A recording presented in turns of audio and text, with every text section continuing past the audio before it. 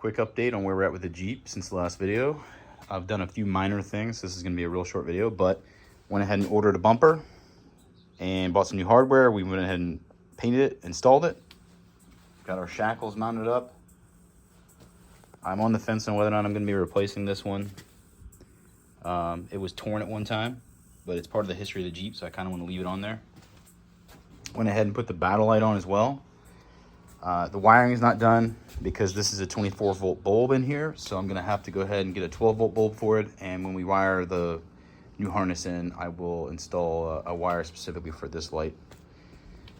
Went ahead and also installed and painted the headlight assembly mounts, all the rings and everything to go together. I'm putting those back together so one, I don't lose parts, and two, so that I can just get a feel of what it's going to look like.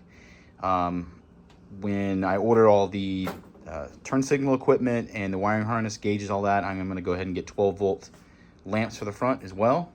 And I am doing some research currently on putting turn signals in these spots right here where the blackout lights were. So just a quick update on everything.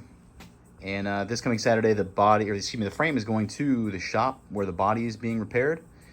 So we're going to go ahead and do some mock-up on that, and I will try to get a video of that as well. Thanks for watching.